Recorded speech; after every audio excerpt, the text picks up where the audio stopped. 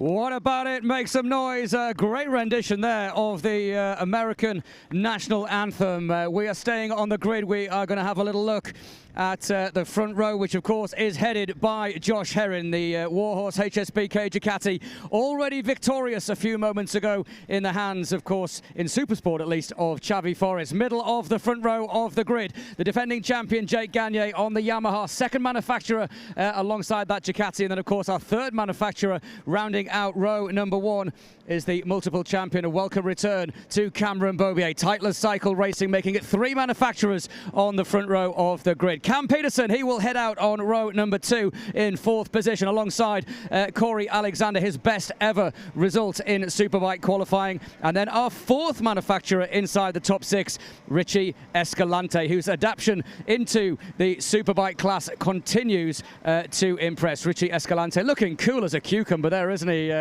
¿Todo bien? Todo bien, todo bien. Perfecto. Ready. He's ready. He said he's ready. Back onto row number three. Matthew Scholz will head up row number three. Alongside him will be PJ Jacobson. Remember, PJ coming on the back of 2 second places last time out, and rounding out the third row of the grid for the Disrupt Racing Suzuki will be Hayden Gillam. It is a stacked grid here. We go back onto row number four. I can see Max Flinders. I can see Ashton Yates, and I can see Bobby Fong. Well, I can actually see Bobby Fong's machine, not necessarily Bobby Fong, but it is a stacked grid. It's going to be all eyes on the front row of the grid. The lights as well. As you can see, if you're back in row 3 or 4, it's going to get very busy. This is Medallia Superbikes. It's race number 1 at the Ridge. And I'm going to throw back up to Greg and Jason. Of course, Hannah will be in pit lane. Cannot wait for this one. Medallia Superbikes race 1. The mid-season battle is as close as you like it, with the top two dogs swapping wins and the points lead. But after the last race, 2013 champ is back. The checkered flag awaits for Josh Herrin, and he will take victory in race number 2. Back to top form and back in the championship battle. So it's time to turn the lights off and turn the action on as Superbikes invade the picturesque Pacific Northwest right now.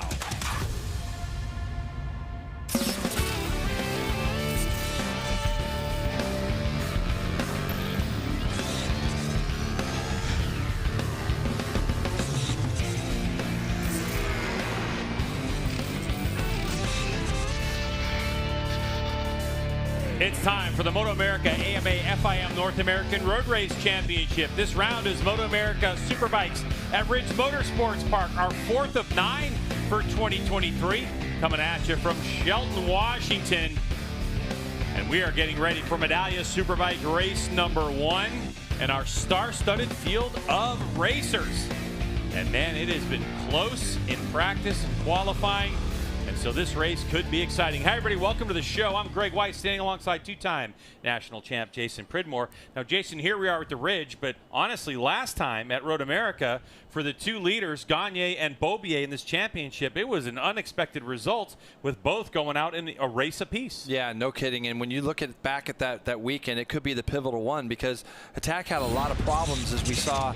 They actually sat out one of the sessions. This was Gagne in the first race, pulling off just out of turn 7 at Road America with some issues, and Cam Beaubier was out front right now, Greg, and it was looking like who's going to be able to beat Beaubier. But on the second day, as he came out of turn 3 and head down that back straight, you see the arm go up. He had a problem, pulls over to the left. So both our championship leaders had issues.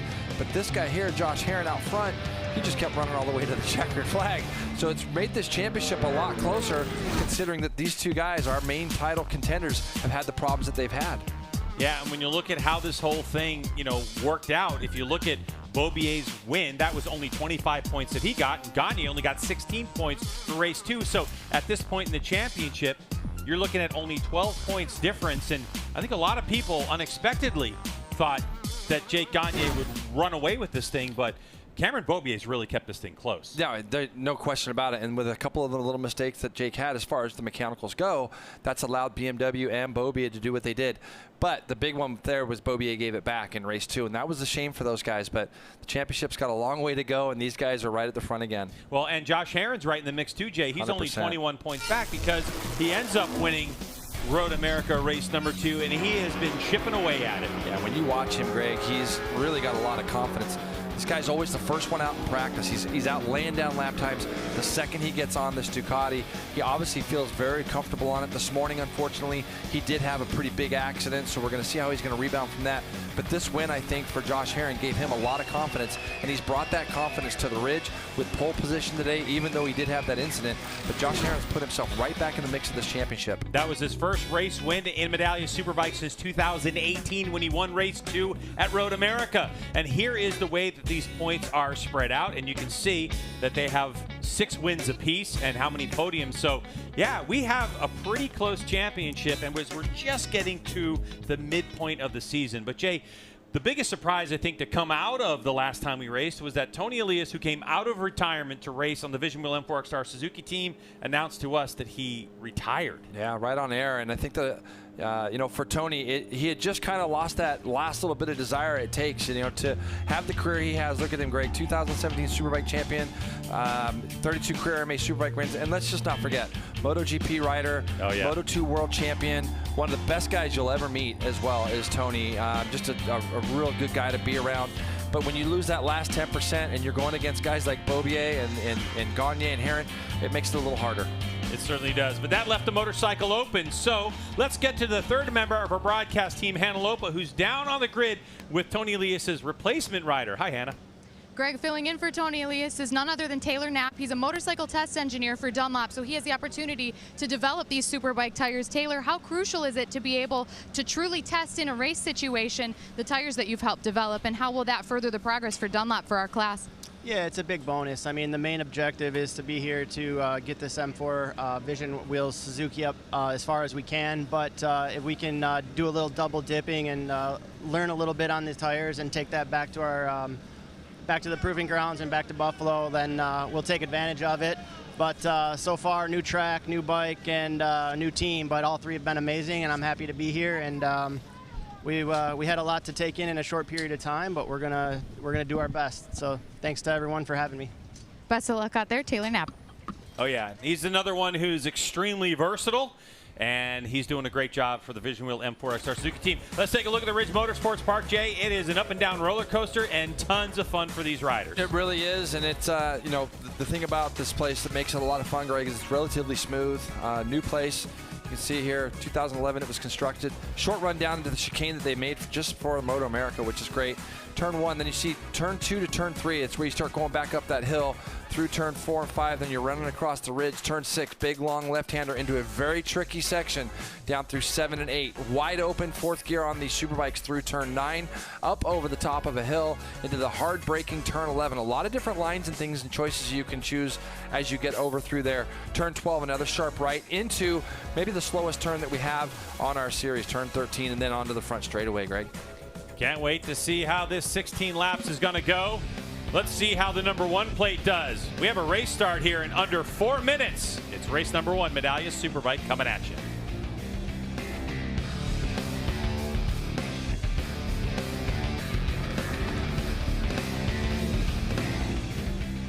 Well, this is going to be a pretty amazing race. And, one of the things, the stories we've been following here, obviously Josh Herron going out, putting in a really awesome time in qualifying, but also having a massive off. Same place that Stefano Mesa went off, kind of a similar off. You work with Josh, obviously.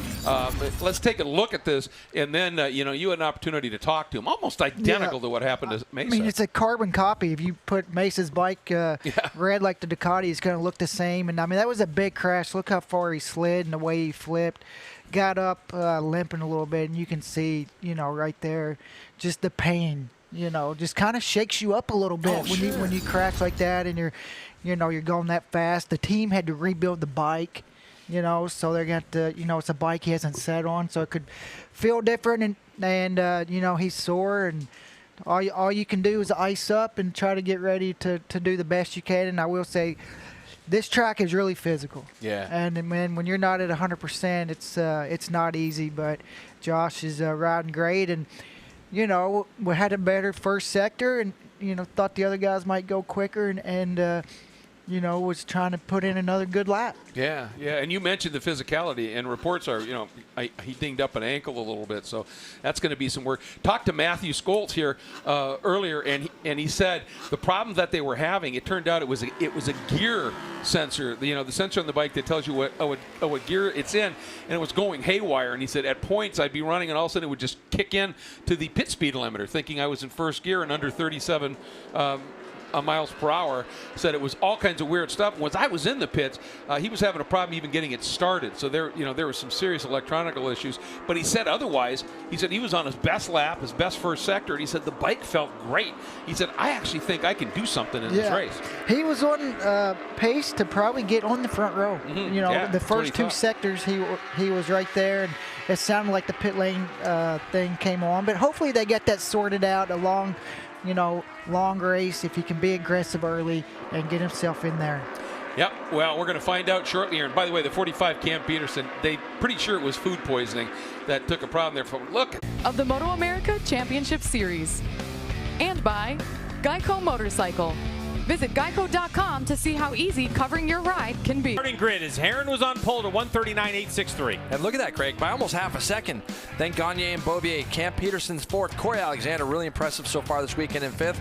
Richie Escalante, also impressive there, sixth place. Matthew Scholz, who had some problems in qualifying this morning. Jacobson, Gillum, Yates, Bobby Fong filling in now for Dave Anthony on that Superbike. And then we have Benjamin Smith, Taylor Knapp, Keith Pinkstaff, Danilo Lewis, and Volga Mermet there on the last row. And a big off for Josh Herrin, already sitting on pole, put the Dunlop qualifying tire on, went out and absolutely shredded the first sector, and then went down, and he's got some tape on his right ankle, and that is definitely going to be hurting him. So we'll see how that affects him. There's so many ups and downs here in corners. Use a lot of leg to control the motorcycle. You do, but it's primarily left, so that's going to help him, and it's not on his shifting foot. So that's going to be another thing that could help Herrin here. Expect him to try to get this good start as these Superbikes race down to this chicane. Matthew Scholz has shown some pace, but he had some problems during his qualifying laps today. I heard the bike cutting out, so let's hope they get that sorted as these guys get ready to go. 16 laps scheduled for Medallia Superbike race number 1. And we're away racing, and it looked like Beaubier got off the line really well on the number 6 bike. As they go into turn number 1, Herrin's going to lean on everybody, and he'll lead the way. Beaubier side by side with Peterson, trying to find position.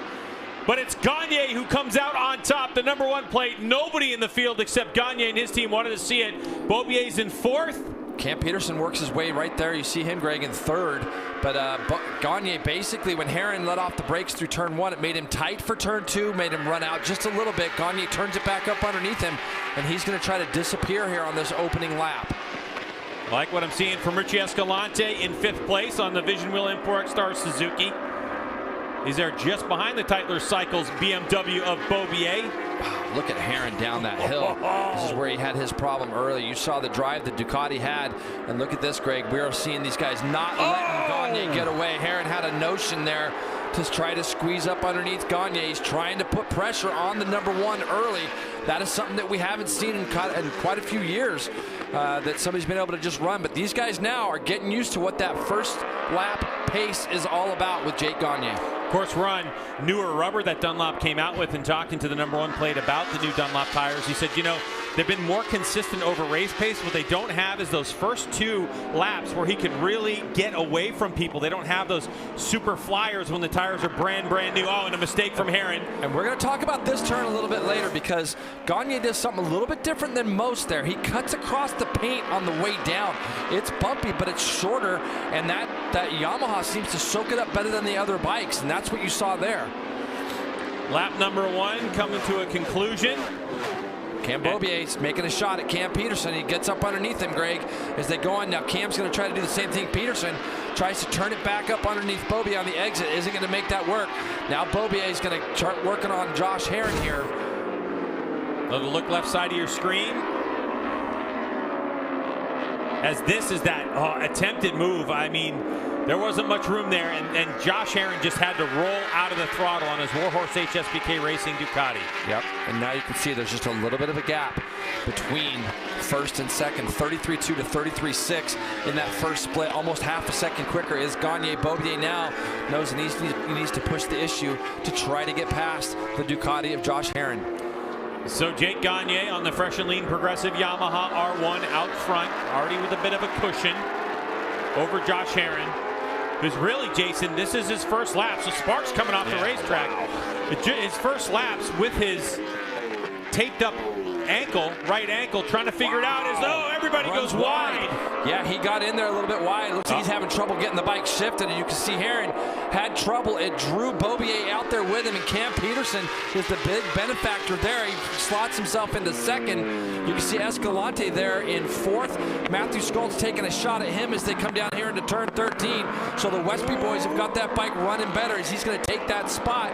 Just behind them, Corey Alexander trying to close up on the back of the M4 X-Star Suzuki rider Escalante now. Westby Racing's Matthew Skoltz. That was a really good pass by Skoltz. It's a position pass. He just needed to get by him and then flick it back to the right, and just knew he had it in front of Escalante. So Skoltz working his way towards the front. Looking at lap times, Jay, 41 flat for Beaubier and 41.1 for Skoltz. And that was making some passes. But how about the number two? Herrin with a big problem. He's got to diagnose that. It's going to be a false neutral, I'm sure, is all it is. He just can't get the bike turned because it's probably stuck in between gears. The thing was, is Beaubier had already committed to being out wide with him, and it threw him off enough to allow Peterson to turn up underneath both of them. So it's just probably, like you can see here, Herrin still looking down at the shifter. He's going to get going again. He'll get back up. Where did he come across the line that time? The 7th place, Greg. So he'll start chipping away at these guys in front of him again. Looked like Beaubier up the road a bit. He might have had a notion on Cameron Peterson. Cam Peterson, who's on that fresh and lean progressive Yamaha, hasn't had the best weekend either. Starting off the weekend sick. Thursday night into Friday was feeling a bit under the weather. But let's get down to Hannah. Hannah, what you got? Just an update on Josh Herrin. I spoke to him after that big off he had in the qualifying session this morning. He had some ice on his right ankle, but other than that, he said, you know, I'm sore all over, but there's nothing really significant that'll prevent me doing my job out there. So while he's got some work to do to make his way up from 7th place back toward the front of the pack, he should be certainly feeling that adrenaline taking over and not really feeling like he's too injured. Okay, thanks for that, Hannah. That was the big crash you saw on the right part of your screen. And, Greg, he was already on pole position, and on this particular lap that he fell on, he was even a quicker first split than he had done before. So he was on a great lap then, was the number 2 of Josh Herrin. Now, he's got himself back together here. Looking at the lap time he runs here, 41.7. To put that in perspective, our leaders are in the mid-40s, 40.5, 40.1 for Cam Peterson. That last time by, his teammates only a second up the road, and 40.5 for Cam Beaubier. So Herrin now just got to find his rhythm again, get back into this thing. You got PJ Jacobson right behind you, up the road in front of Herrin about, well, yeah, look, you see just up there, just a little bit up the road is Corey Alexander. PJ Jacobson, who had a pair of podium finishes last time by, been really struggling with front end grip here at the Ridge. So PJ not totally confident he had the pace to get on a podium. Right now in 8th place and losing a little bit of time to Josh Herrin, who's regaining his rhythm. All the while, Gagne with an 0.8 of a second lead over his teammate Cam Peterson. By the way, Cameron Peterson, Cameron Beaubier, and Matthew Skoltz in sector number 1, setting blazing times, with Cameron Beaubier going the fastest sector 1 split time up the road from this Vision Wheel M4 X-Star Suzuki of Richie Escalante and Tytler Cycle BMW's Corey Alexander, who's really coming into his own on the Superbike. Yeah, this has been a big step for Corey Alexander this weekend. This is a track he's done well at before, won some stock 1000 races here in the past. And for the Tytler's rider, you know, just getting accustomed to Superbikes, getting used to the different things that you can do on a bike. as far as amount of adjustabilities that there is. For Escalante, I spoke with him as well. He felt like some of the cooler temperatures this morning didn't allow the bike to work as well as it had done yesterday for him. He also said that he struggles with one-lap pace and that it's something that he needs to work on himself. So to me, that was very relatable. I was a little bit of the same. So Escalante right now, he felt like the longer the race, the better it's going to be for him. Hannah? Richie told me he got up to speed very quickly with, rolling the bike off the truck. He felt comfortable right away. Today the bike doesn't feel quite the same despite not a lot of changes, but this round last year was kind of pivotal for him. He had gotten his best result on the Superbike up until this point, and he continued to make progress at Laguna after this, so he's looking to kind of repeat that trend by going from a consistent top 5 finisher to hopefully a podium finisher, and Richie's really hot on that podium. He wants it really bad. He mentioned to me he hasn't had a podium in 26 races, so it's something he's definitely got his sights set on. Yeah, and I think that the team is working very, very hard. You can see it when you're out there, you're watching this bike go around the racetrack. The bike looks easier to ride than it had. It's definitely got more pace than it has. There's the battle up at the front as Cam Peterson has not let his teammate get away, and neither has Cameron Beaubier. So the front 3 right now separated Greg by only 1 second as Beaubier goes the fastest first split of the race this lap through. Mind you, it's only a 10th quicker than the guy in front of him, but really impressive stuff from Cam Peterson. I spoke to him as well, and he did talk to me about he had food poisoning overnight, Thursday night into Friday. So he was really ill yesterday. And there's that line I was talking to you about. You see how Gagne jumps that curve on the way down? It's 2 bike lengths. It looks like Cam Peterson. Cam Peterson just went down. Same place as he did yesterday. Just lost the front. I saw that just as you and I were looking at the screen. I just saw a flash of him sliding off. So same place as yesterday for Cam Peterson. As Gagne just goes fastest lap of the race, and that's what Cam Peterson was chasing. Gagne goes 140.195. Wow. Just not the luck this year from Cameron Peterson. It's just been like one little thing or another. Little thing. Yeah, and that's a little thing down there. There's some new pavement there that the riders have spoke about, thinking it was going to be really, really grippy. And we've seen a lot of little incidents coming down the hill there, maybe a couple little ripple bumps. And you're going to see here on the left-hand side of your screen, look at the second place bike. The front end's already starting to fold, and it's a very similar crash to the one that he had yesterday. Yeah, and that kind of slowed Cameron Beaubier down too. So he lost a little bit watching, because you think, when you're going through that section, you have to think, whoa, is there something on the track? Because Gagne wasn't that tight coming down there because of the line that he uses at the top of that corkscrew. That's exactly right, and I think that the fact that he jumps the curbing kind of on the way down allows him to be a little bit further over to the left. When you go into that turn and it pushes you right, your angle into that right-hander now becomes sharper at the beginning. So you'll see it here again in a minute as Beaubier now is going to do his best. He's got 11 laps to try to just kind of see the pace of Gagne, and you're going to see here he'll go around that curbing. Will the BMW? I watched him through here earlier. See how he just kind of goes around it. So again, some bikes work better in other areas than the next. Hannah? Well, the Yamaha ahead of him is quite different from the Yamaha that Beaubier did the double on here a few years ago. He said he does kind of have some insight on the Yamaha's strengths based on his past experience, and he said despite this track being really tight and twisty, it doesn't necessarily work to the disadvantage of the BMW. He's feeling great. They made an update on engine bike strategy, so that's really helping him on the side of the tire, which he's spending so much time on at this track, and of course getting laps at the Brainerd test and just being able to try some new things right after MotoAmerica has made all the difference as he tries to chip away at this gap toward Jake Gagne.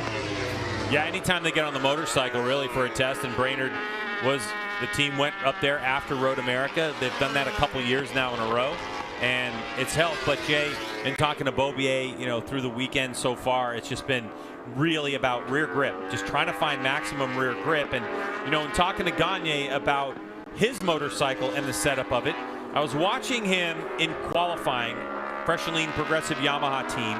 Darren Marshall is his data technician. And when I went in there, he looked at a map and he just goes, I just need a little bit more right there. A little bit more here, a little bit more there. That was the extent of it. And so I asked him about it today, and Gagne just said, look, that's where we are. We really are. We barely tweak any of our electronic settings anymore. The conversations are clear and concise. It looks like Heron, made a move on Corey Alexander. So Josh Heron now moves his way up into 5th spot. So on the charge, and looking at lap times, Jay, last time by, he was right around the time of what Richie Escalante's doing up the road. But this is a good opportunity, too, for Corey Alexander to see what's going on. But, Jay, the thing with Corey is that you're looking at two completely different designed motorcycles. So it isn't necessarily like, oh, I see the line Herron's taking, because the question is, does the V4 Ducati do something different than the inline four-cylinder BMW M1000RR? And you're looking at two really different sized riders. You know, Corey's the biggest rider out on the grid at probably pushing 6'4" almost, 6'3" at least. And but for the Tyler's team, you see Cam Peterson's trying to get him back out. But for the Tyler's team, that test up there really helped Corey Alexander as well. The test you spoke about it up at Brainerd. They found a couple things that really made him a lot more comfortable. They brought in Carl Stryer, who has been in the paddock for so long to be Corey's crew chief. Absolute wizard is Carl, and you know, they said that that's really helped him push things along as well. As you can see now, he's going to get a dose of his teammate PJ Jacobson just behind. So the two Tyler's riders here battling for sixth place now, as Herron has made his way through them. And for Corey, he's got to just kind of look up the road and keep kind of going after Herron, because I think Herron's going to do a nice recovery job here as Corey gets out just a little bit wide there. You know, another thing that Corey Alexander has that he told me today, Jason, was the fact that he is teammates with Cameron Beaubier, and he said that Cam is very open about racing and how he does things and race strategies, and he said Corey's learned quite a bit. And this really, if you look at Corey Alexander's career, this is the first time that Corey's been on a team that can collect as much data as a Superbike can collect, where he hasn't been the fastest rider on the team. And so he's learning quite a bit, and he's totally open to it, and it's a characteristic that this young rider really possesses. Another look at the Warhorse HSBK Racing pole position sitter Josh Herron after he had that incident, ran off the track, and he is really starting to work his way back up into try to get a podium position, Jay. But as they come across the stripe, we're going to get a better idea as Herron, if he's making any inroads to Richie Escalante. So he does, about 1 second. So Escalante goes 142.5, and Herron goes 141.6. So about 9/10 of a second, 1.2. Herron has to Richie Escalante on that Vision Wheel M4 X-Star Suzuki. And of course, Escalante is what? Almost 4 seconds back from Matthew Skoltz, who's occupying the final spot on the podium currently. Yeah, and right now, Herron's just found that rhythm again that we spoke about, Greg, and he's just trying to get a little bit of a recovery job here, because look, he's still well in this championship without question, and he's got to try to salvage as many points as he can. And you know, I know he's probably feeling a little bit rough after that big tumble this morning, but you know, if he can kind of snag a fourth place here and limit the damage, that'd be big for the number two. I think Skoltz is a little bit too far up the road to try to make a big run on him, but you can see Escalante here is slowly coming back to that Ducati. In talking to the Warhorse HSBK Racing team and Simone, his crew chief, I asked him about Petrucci, asked him about this motorcycle versus last year's motorcycle. I asked about settings, whether it's suspension settings, electronic settings. And what Simone told me was that they are so different that they don't even use those settings. Josh Herron is such a different rider from Petrucci, mostly in the way he approaches the riding. Herron is so much smoother than Petrucci is. And Jay, if we look across the aisle at World Superbike and we see who leads the charge for the Ducati factory team in Alvaro Bautista, you have to think to yourself that Bautista rides closer to Josh Herron than he does to Petrucci. Petrucci's a bigger rider. He puts a lot of load on the front, transitions load to the rear, and that tend to create some chatter and upset the bike. But this is a brand new Ducati this year, and with Herron's smooth riding style, they're getting a lot out of this Ducati. He's smooth, but he's aggressive, and the thing about Herron, he's got a lot of natural ability. He likes to feel the bike, I believe, moving a little bit around underneath him. He's got tremendous feel on the edge of the tire and things like that. So for Herron, you're exactly right. I think that, you know, it's a smooth aggressiveness that I think I would kind of use as a term for somebody like Josh Herron. And you know, you're going to see him here. He's going to get up behind Escalante. I think the move is probably going to come in the corner that he made the mistake in earlier. He'll get behind this Vision Wheel M4 X-Star Suzuki of Escalante as they come down here into 7 and 8. Then they're going to go up 2 gears. So this is going to be second gear on most Superbikes. Going to do up to third, short shift it to fourth into this wide open right-hander at the base of the hill where you kind of G out and you come up over the top of a rise. See if the Ducati can do anything with him as they get down into this left-hander. See if he has a peak. Here goes Herron up the inside, nice and tight, and for position. And just like Jason called it, it's the move. And into fourth place goes the number 2 of Josh Herron on the Warhorse HSBK Racing Ducati. That is the Panigale V4R. And you can see what it's doing even with these two guys.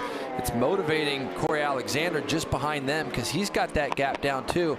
41.8 the last time through for Corey Alexander. He's closing that gap now to Escalante as well. So when you start to see what's going on here, Escalante just starting to lose some pace here late in the race. There's a top 5 up for grabs now for Corey Alexander. As we go back to the leaders, 40.7 for our leaders in first and second. Both Gagne and Beaubier are almost identical lap times, and with 6 laps to go, Gagne is continuing to get pushed here. 1.2 second lead is all he has over the BMW. Looking at the Dunlop tire allotment as we get deep into this race, we see that the first couple of rows all on the same compound tire. So it's the R3, and you can tell because there's just black sidewalls on all the tires. So we do have different colors that denote different compounds. So everybody choosing the R3 compound. So there's going to be no difference in terms of tire compounds that they get. Of course, the way that the Yamaha makes power and has to get through the corner might be a little bit different than the BMW. And so there's going to be different loads on those tires. Greg, when we're watching both these bikes right now, I gotta say, Beaubier's bike almost looks a little better to me than Gagne's. Gagne's right now is moving around an awful lot, and Cam, his bike just looks like it's pretty well hooked up. So he's got some time to go here. First splits, Beaubier gained 0.2. And the second split lost to 10. Now, I'm really happy to see this. Matthew Skoltz running third. Got to remember, Greg, he came from the third row. And I know these Westby guys this morning, I didn't get to talk to them, but I'm sure there was some frustration over there because Matthew, on a couple of his fast laps, I saw the Westby bike, just some sort of electronical issues. The bike was not running. It was cutting out on him. It happened twice right in front of me, both on good laps. And so for them to come back and rebound the way they have shows a good team effort here. Hannah? And that team works really well together. You know, this is Skoltz's 6th season with them, so they've definitely got some good rapport. They have a good understanding of how Matthew operates and the way that he communicates and what he needs. He said he's going faster this year than last year, so their last year's data isn't super helpful as a result, especially with the different tires. And he knew he had some positions to make up on the start, but when I spoke to him on the grid, he said he's really confident in his ability and overall race pace, and he knows he's got a podium fight in him. Yeah, and you know, I saw him at the hotel. They're staying, the Westby team is staying at the same hotel we're staying at. And when I saw him in the lobby the other day, he just had such a big smile on his face because he knew that this is a Yamaha track. Since we've been coming here to the Ridge Motorsports Park, in terms of Medallia Superbike, Yamaha has never lost a race here. So for the Westby rider on that Yamaha R1, he was really excited because he knew by default, he was just like, I know I got a podium bike. I know that this bike's good enough to put on the podium, but it's a matter of can I fight for the win? And unfortunately, with the incident that they had in qualifying and a little bit further back, he hasn't had the opportunity today, but he's still 7.3 behind. As the first two are. If you don't get off the line with them and keep them in your sight for the first 2-3 laps, it does make your day a lot longer. Now, we're going to go back a little bit further. We should see Josh Herron, which we have. And Corey Alexander now has not only gotten through on Richie Escalante, but he's closed the gap down to Herron. So Josh Herron running fourth, 41.6 that last time by for Herron, and a 41.4 for Corey Alexander. So Corey is continuing to charge forward. JP, this is one of Corey's favorite tracks, and he's done well here in the past, so he wanted to keep that momentum going on the Superbike. He was telling me that in testing, he was talking about going slower to go faster. Maybe that's something you could shed some light on. He said it's counterintuitive, but slowing things down has really helped him find some time. So he has high expectations for himself for this round based on all of these factors, and a top 5 finish, I'm sure he'd be pretty happy with. Yeah, not only that, Hannah, but he's got Jake Zemke in his corner down there in that team. And, you know, obviously Jake's got so much experience, and he's able to go through data with Corey, and he's helping that whole team out. And he told me some of the things that Jake had worked with him on. And, you know, when you have that kind of knowledge and that kind of experience in your corner, it can only help a young rider like this. So Corey's taking the things that he's being taught, he's taking the things that he's seeing on data, and he's able to apply them. And, you know, this, for a young guy, this does a lot for your confidence. You start seeing guys that you've seen disappear off into the distance for so long, going away from you, and they're not going away from you anymore. It gives you a big shot in the arm. Now, speaking of which, Beaubier is continuing to close this gap, Greg. We're going to have 3 to go when they come by this lap, and look at what Cameron Beaubier has done. He has closed this gap down now to probably 0.4 of a second, 0.3 actually.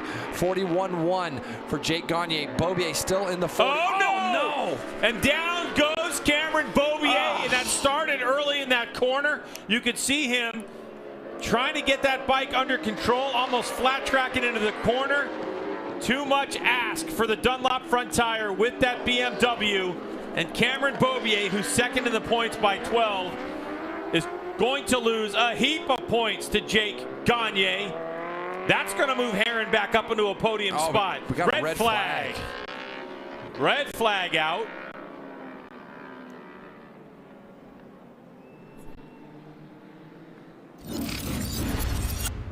All right, so he gets into this turn, Greg. He's out on the paint, still squeezing the lever. Look at his 2 fingers, still on that front brake lever. The bike hasn't come back in line yet. So when it gets back in line, that front tire might just start to fold, and it just goes over those bumps, and you can see that front tire just folds up underneath Cam Beaubier, and the bike's going to go sliding into those hay bales. And, you know, he was up and going again. So I'm not sure if we had another incident somewhere else on the track or if those bales got pushed onto the track. I don't think that they are. So we'll see what's going on here. Yeah, maybe. Maybe the bale's kind of close. So for Cameron Beaubier, you can see just going over those bumps on the exit of the corner, asking too much. And the red flag flies. So we also have learned that Bobby Fong, who was in the race, and we were going to get to Bobby and talk about him being on Gagne's 2022 bike on the wrenched motorcycle Yamaha R1. It looks like he has been disqualified for blowing the chicane multiple times in the race. We're learning on timing and scoring, so not a good return to Medallia Superbike for Bobby Fong, as he will be disqualified from the race.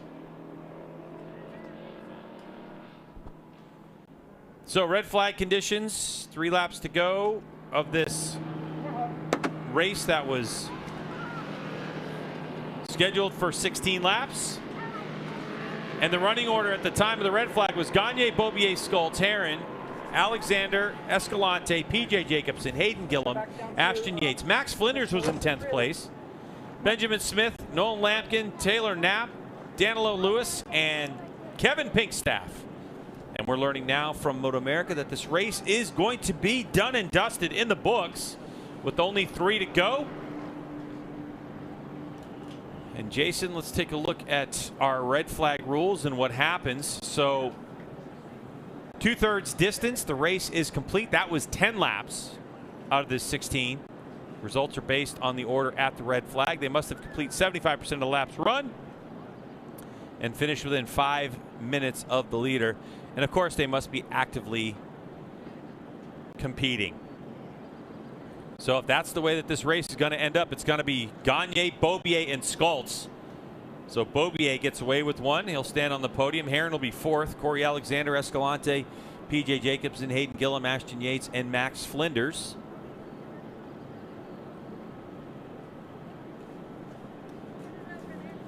All right, so we'll step away from Ridge Motorsports Park. When we come back, it's going to be post-race, podium celebrations, interviews, and all kinds of good stuff. Hang tight.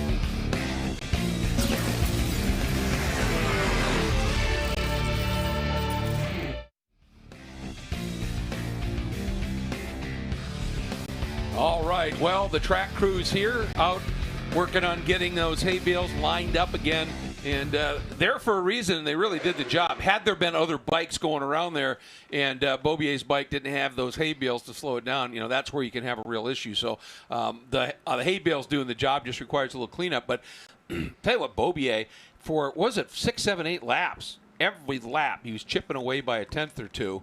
And, you know, the question is, Jake, I don't think, would have given it up to that point to get it down to about a half a second in trying to conserve tire or anything. I think it was just Beaubier coming. Yeah, and you could just see how hard Cam was riding. We was watching him, you know, going into turn, where was it at? We were watching him going into turn 6, how much he was backing it in there. You see Cam Peterson here. He was closing the gap as well as he comes down here to turn 14, 16 area. It looks identical to his crash yesterday in qualifying. Well, the one thing that I'm hearing is some of those patches that they've done, and we saw that with Beaubier's crash. You get onto those patches, they're not particularly smooth. And it's more because they haven't been rubbered in yet, so there's aggregate there and the like. But it sure looked like that may have been, for Peterson, he went down, tucked it on that aggregate. And certainly Beaubier, the minute he hit that aggregate, you could see that front end just start to go crazy. And we've seen guys drag out there a pipe, a foot peg, something like that, and crash sparks, out there. Right? Yes. Yep. Yeah, it's such a. There's so many spots. And it looks like Herron's going to get on the podium, since maybe because Beaubier caused the red flag, he might, with the rules, they're going to, have to adjust the board a little bit. Where's it going to go? Beaubier. All right, so here we go. Now, obviously he's in hot, but watch as soon as he hits that patch. Look how backed in he is. Yeah. It's still backed in. He still doesn't have the wheels in line. And then right here, they get in line, hits that bump. Yep. And just down he goes. I mean, he was in there deep. Yeah, he was. I mean, he was doing everything he could to close it down. But for all young riders, what do you do when there's a crash? Look what Beaubier did. Yeah, exactly. I was telling you that when he's watching this.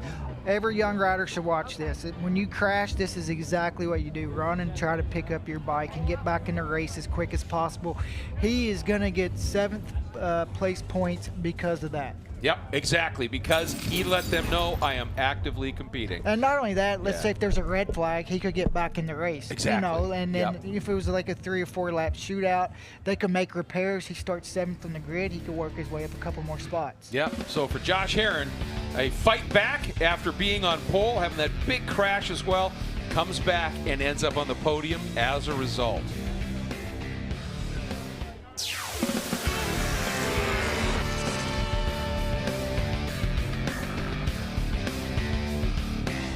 All right, welcome back to the Ridge Motorsports Park here in Shelton, Washington. As we have our running order all sorted out. So it was Jake Gagne who wins with Matthew Skoltz and Josh Herron in 3rd. Corey Alexander will be credited with 4th. Richie Escalante, PJ Jacobson, and then Cameron Beaubier, Jason Pridmore will be 7th place. Now the reason, as I read that rule, was at the time of the red flag, right? So Beaubier goes down. And then by the time he gets everything sorted out, he ends up in 7th. We'll talk more about that, so let's get right down to Hannah in victory lane. Jake Gagne back on top, and from where I stood, it looked like a perfect race from start to finish there. Take us through it. Yeah, I got off to a great start. This Yamaha is always great off the line. I knew with how close these guys were, everybody would be a pretty good dogfight.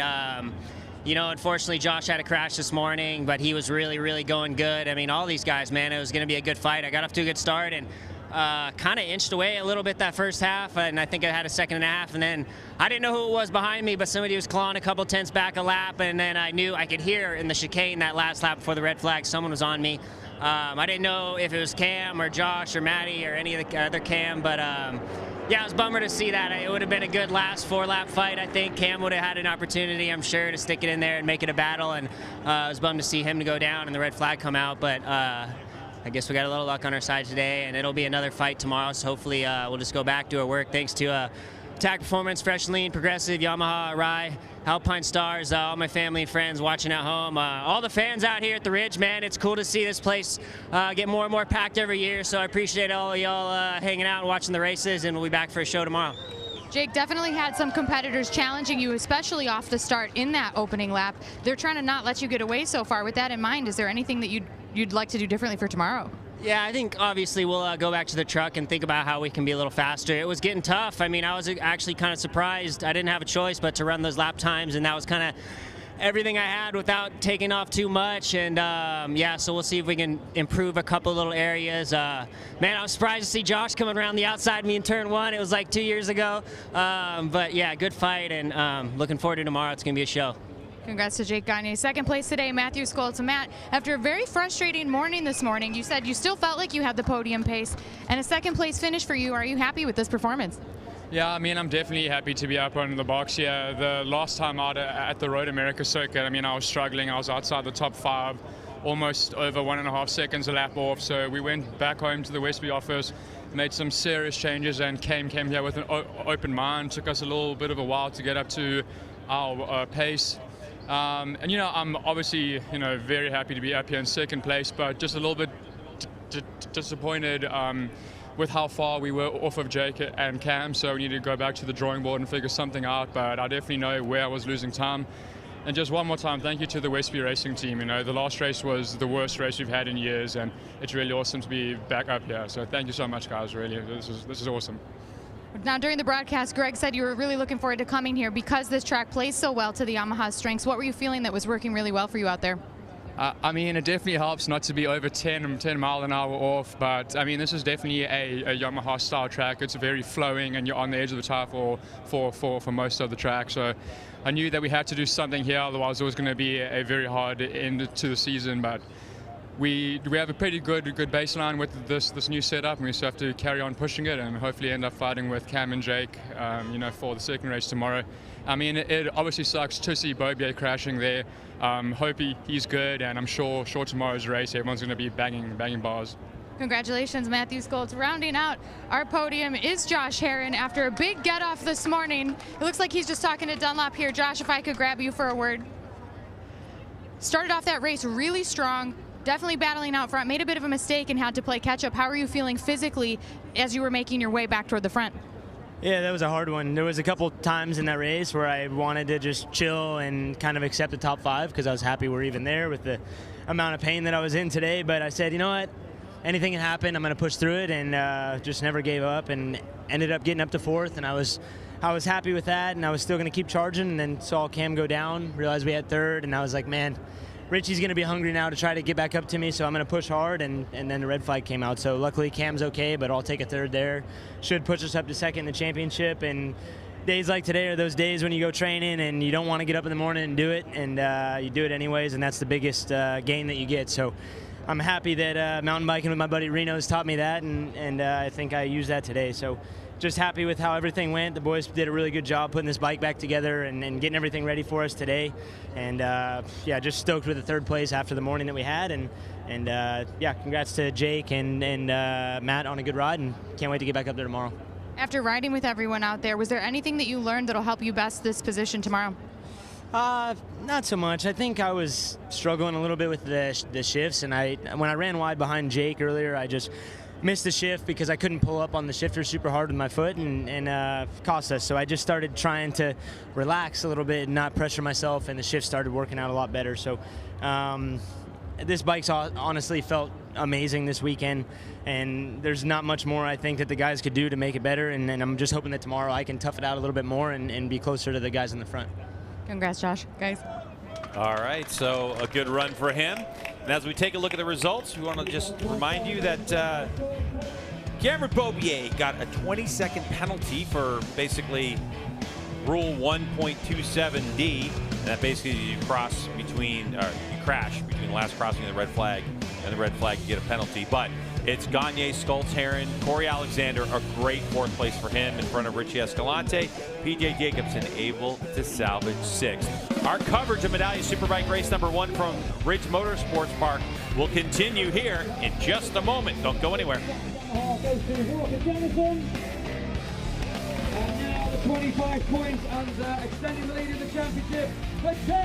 Wow, what a race that turned out to be. Obviously, Jake Gagne now up onto the podium, getting the celebrations for putting together a win. It was one hard-fought battle. And one of the things that you got to like about Jake was you could almost see Jake was almost relishing having Cameron Bobier come up and battle him. You know, he was sitting there going, you know, Cam was going to come up there. He was going to give me a run, and it would have been a great 4 laps, you know, to the end. And he just likes battling. He likes riding bikes, and he's not afraid of a challenge. No, not at all. And I think he knew that Cam was coming. And, yeah, you know, once you know a guy like that is, you know, closing that gap, and when he gets there on the last lap, it's a Superbike race. He's definitely going to try to take a shot somewhere. But, you know, Jake rode a great race. You know, what kind of was losing a couple tenths a lap, but he wasn't riding over the limit. Right. You know, trying to recover that and win by those 8-9 second margins we've seen him win by before. You know, he today winning by, you know, what was would have been a close battle with Cam if he didn't crash, which is going to be good enough. So for him, rode a smart race and didn't push it over the limit. And it's really hard when you see your pit board. You got a second lead or 1 second half lead, and then you see point 1.2, then 1, and you're out there leading and you're trying not to make a mistake. It's really hard to do, and Jake did a great job. Yeah, he did. You saw him having a pretty animated discussion there with Cameron Beaubier. It looks like we might be getting an interview from Hanalopa with Cameron to hear about what his take on that was. So that'll be coming up here shortly, obviously. Corey Alexander up into the 4th spot. Corey talked to me earlier in the weekend, and he said, he said an area that I need to improve on is, he said, these other guys, when the race starts, they just go. And he said, I'm making the step up to a full superbike. It's still sort of foreign territory for me. I have got to be able to just suck it up a little bit, get after it a little bit faster here. And he did that in this race. He was up, boom, into the top 5 and was sticking with them and was right there at the end. He gets a 4th place. And that's the thing, when you move up to the superbike class, you realize, and we talk about it all the time about how good Jake is.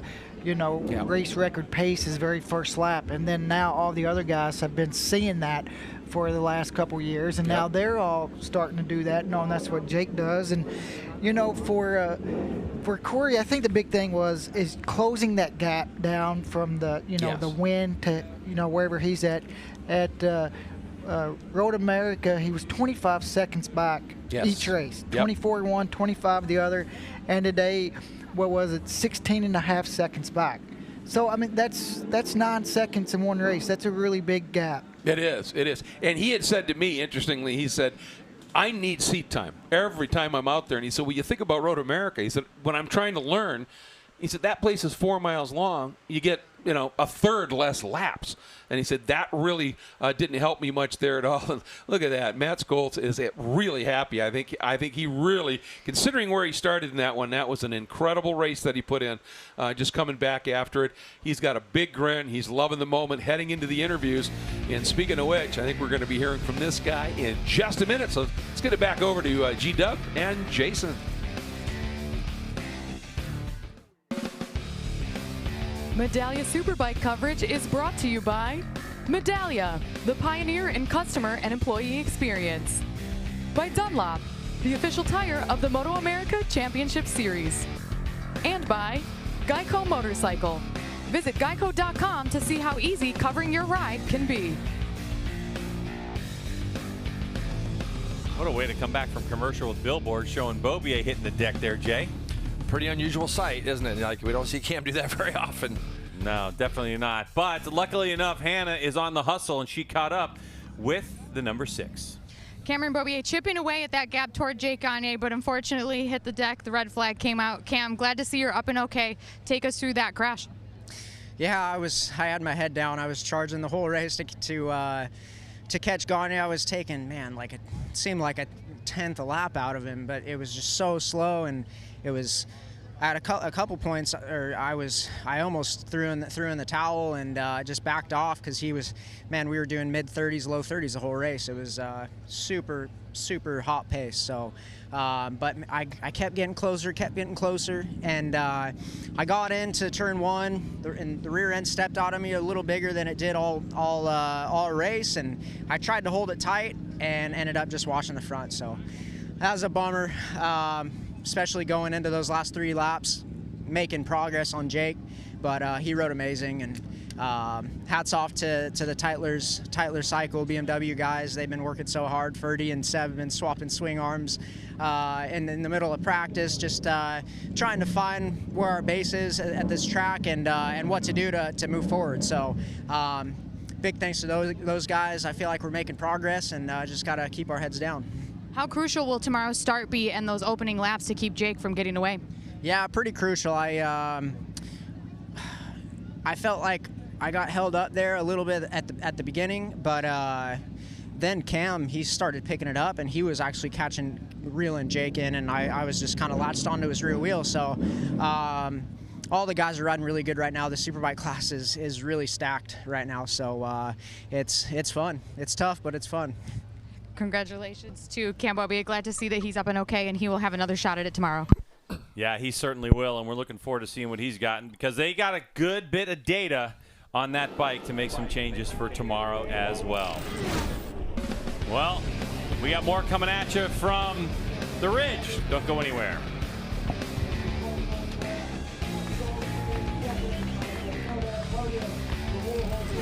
How do you do? if I have to continue being P6, it's better stop. Sounds like a spaceship going by there. Seeing them get a 0 today was nice for me because we didn't have the greatest day. Saturday was a continuation of some unfortunate events. Nothing we can fix right now. It started to misfire. We replaced that whole alternator. F56, start with slow and mechanical. Oh, he's out. Bike's broke. That was our race, so end of our weekend. Everyone riding a Yamaha is looking forward to getting the hell out of here. We got the horsepower. If we end up in a group in the beginning, we can drive past a lot of people, so let's use it early. I think that was one of the best races I've ever ridden. The results speak for itself. I cannot see it straight away, but it's pretty done.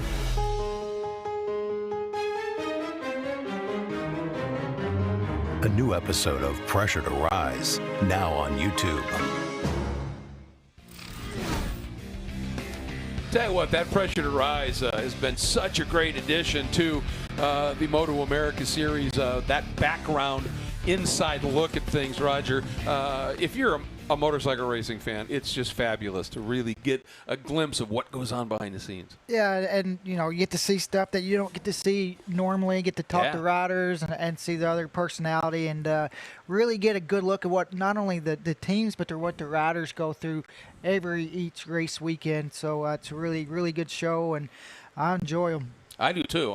And obviously they're just plain entertaining as well. I also want to take a moment here just to say a huge thanks to Audio-Technica. Companies come on board this year, not only providing us the headsets and mics that we're using in here and the mics on the cameras that we're using, but they have, I don't know, it's upwards at many tracks of almost 50 microphones around the track. We're hearing the tires chirping going into 13.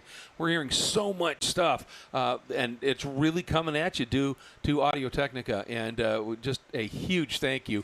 And you can see they've got the big mic there up on the top with the windbreak, the windsock on it, as they call it. But they do an incredible job. And, yeah, exactly, man. You got it.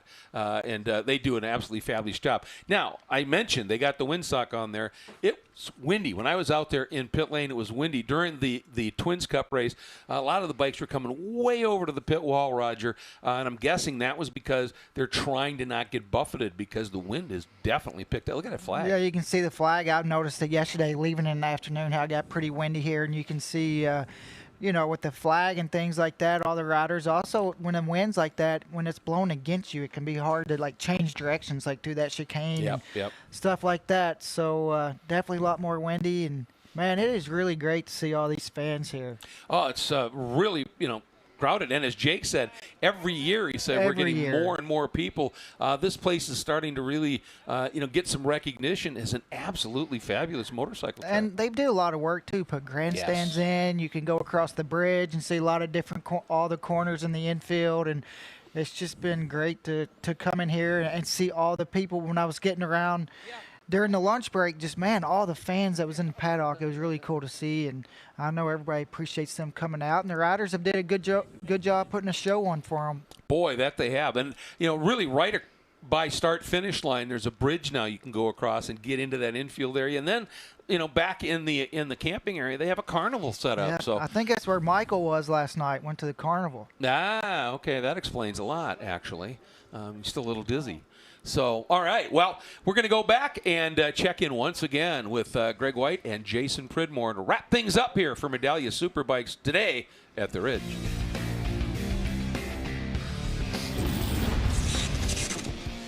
Race 1 highlights, Jason Pridmore, and it looked like Josh Herron got the greatest start, and there goes Gagne right up the inside. It did. Gagne did cut it back up underneath him. Man of the move here was number 45, Cam Peterson. He was able to get through on Beaubier as well, start his move forward. Beaubier was able to get back through, though. And as the race wore on, you saw Herron caught that false neutral. We heard him not being able to get his foot underneath there, and it pushed Beaubier wide with him, which allowed Cam Peterson to start taking after his teammate. Skoltz was also coming forward, as you see him moving forward all along. Peterson crashing just in front of Beaubier. Now, this was about probably 8 laps into the race, and Beaubier just kind of keeping him serious. And Herron was coming back to the front, Greg, after his earlier miscue, and he was passing people in the exact same corner that he lost that, got that false neutral. Beaubier, though, with about 3 to go, loses the front, takes a hay bale. Some of the hay bales, I think, got onto the racetrack. I believe that's why the red flag was called out, even though Beaubier was able to get back up and going. But for Jake Gagne, he's able to win another one, Greg, and increase that points lead ever so slightly. All right, so here's the way the standings work out. So Gagne's got 136. Beaubier with 28 points adrift, and that is because he did end up finishing 7th. So Herron thought he was going to take over 2nd spot. He hasn't yet, but he's awfully close with Skulls right there as well. Well, that'll do it for us for Medallia Superbike race number 1. Number 2's coming up tomorrow. We hope to see you there. For Hannah and Jason, I'm Greg.